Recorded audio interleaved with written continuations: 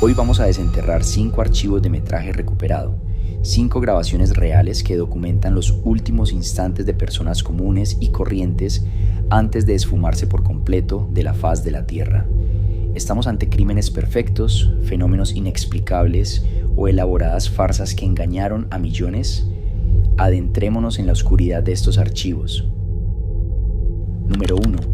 El velero hacia la oscuridad. La noche del 27 de mayo de 2018, Spencer Mockford, un estudiante universitario de 20 años, y su amiga Sophia McKenna se encontraron en el oscuro y desolado estacionamiento del campus de Avery Point de la Universidad de Connecticut. Sophia estaba atravesando un verdadero infierno personal. Llevaba meses atrapada en una relación altamente tóxica y emocionalmente abusiva con su exnovio, Austin. La situación había escalado a niveles aterradores en las semanas previas.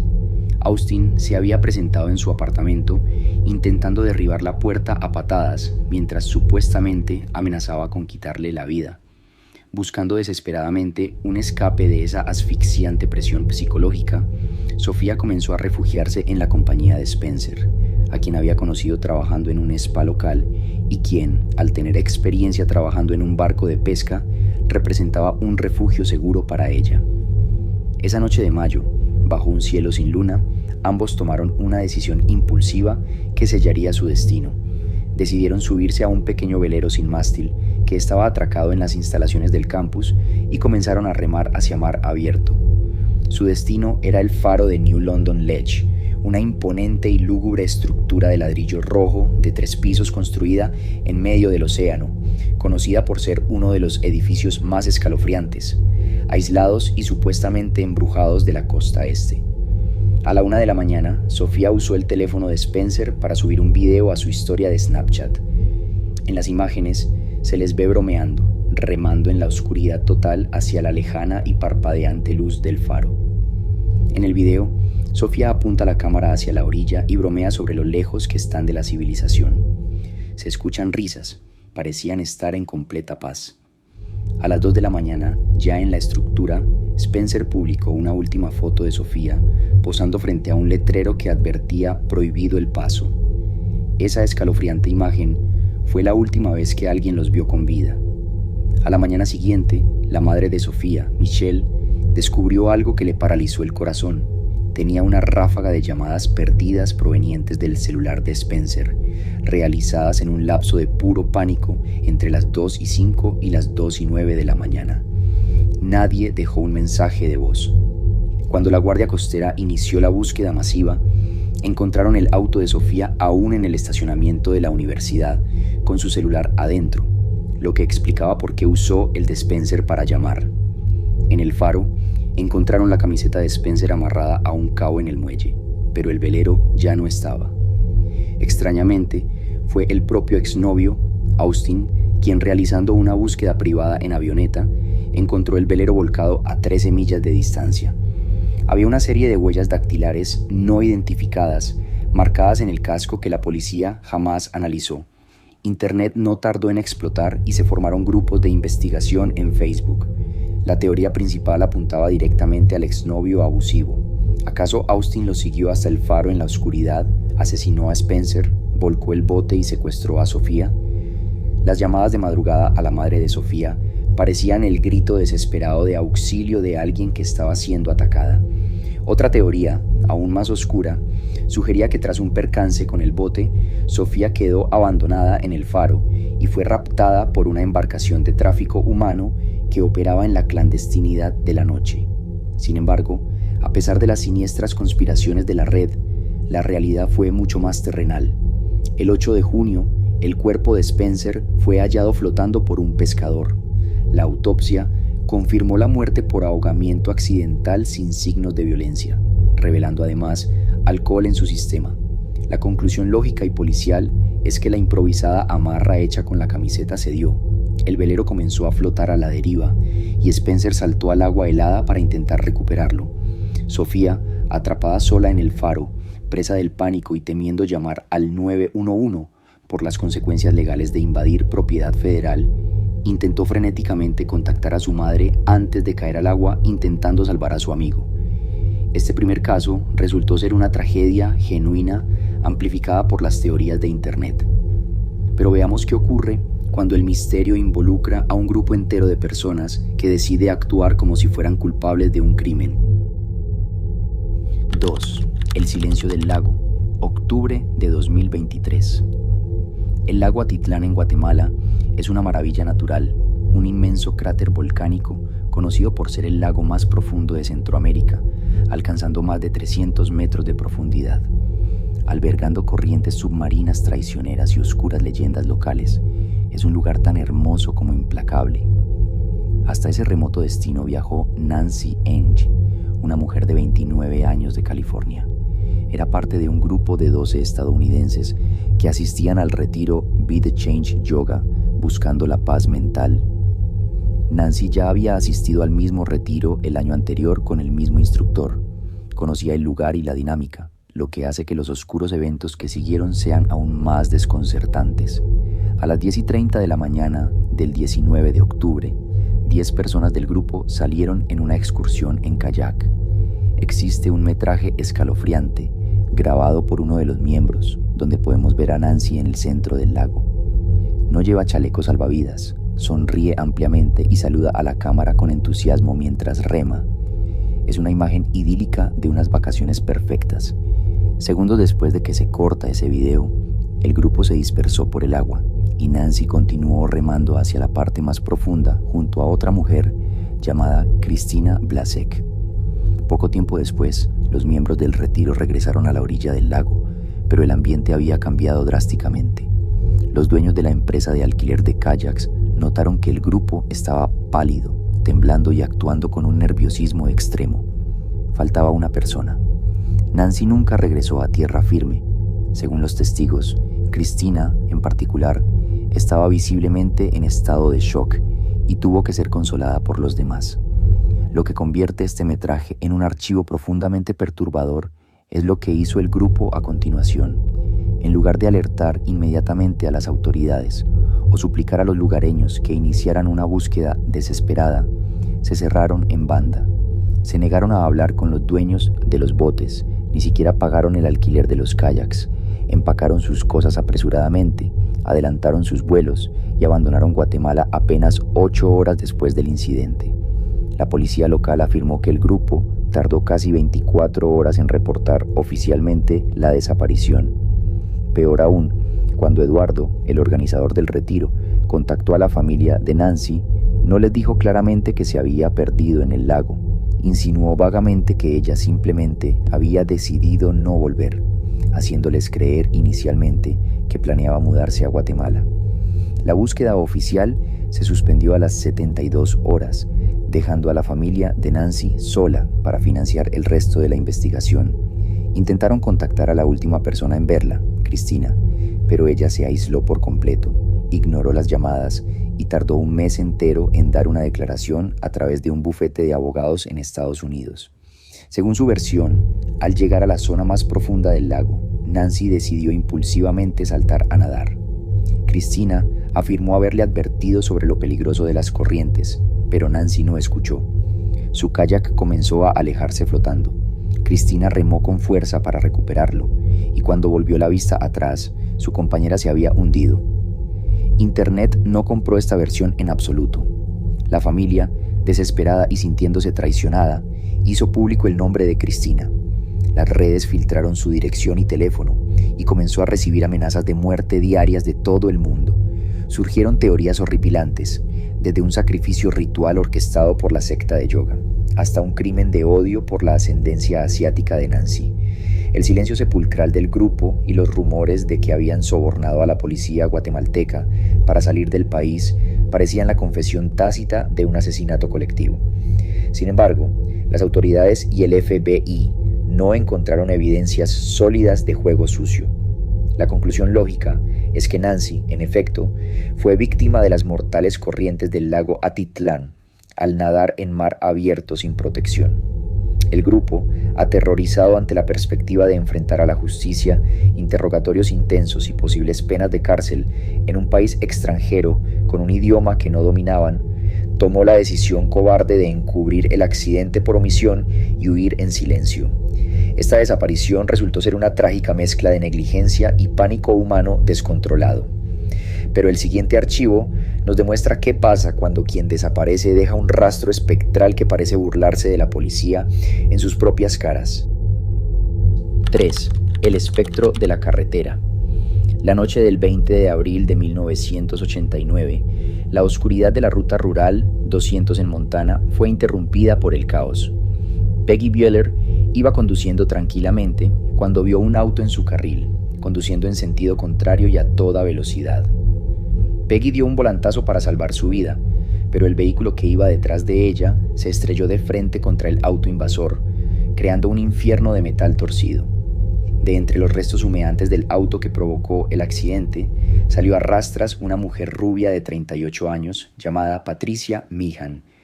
Carol, la conductora afectada, esperaba que la mujer gritara, llorara o pidiera ayuda, pero Patricia no hizo nada de eso. Se puso de pie en medio de la carretera y miró a Carol con una expresión completamente vacía, robótica y carente de cualquier emoción.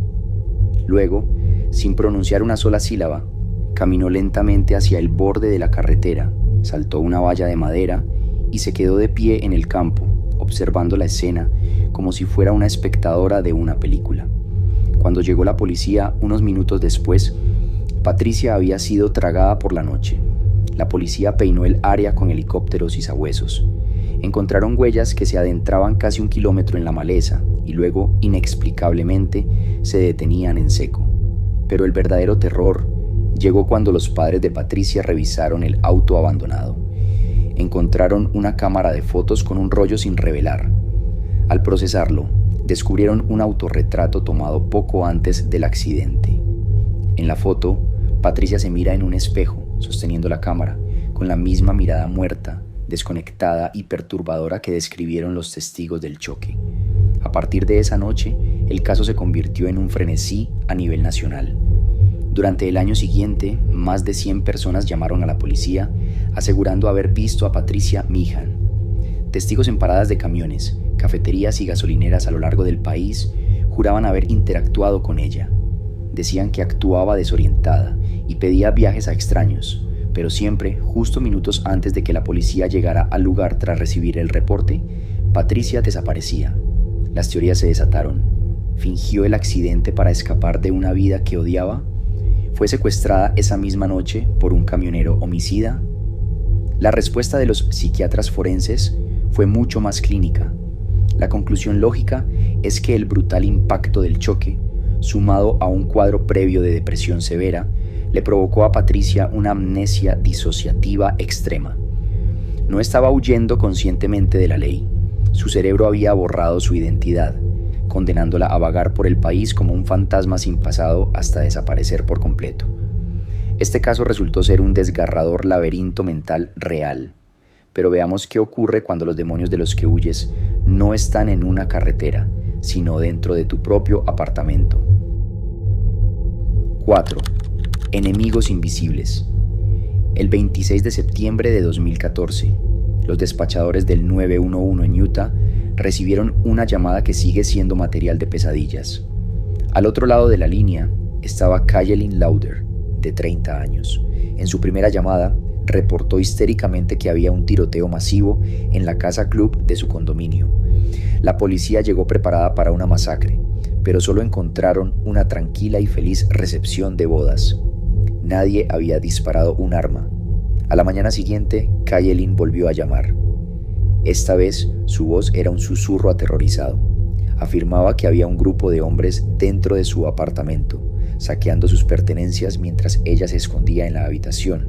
En el desgarrador audio del 911, se escucha a la compañera de cuarto de Kaylin entrar a la habitación, completamente confundida, y decirle a la operadora que la puerta principal lleva cerrada con seguro por dentro toda la mañana.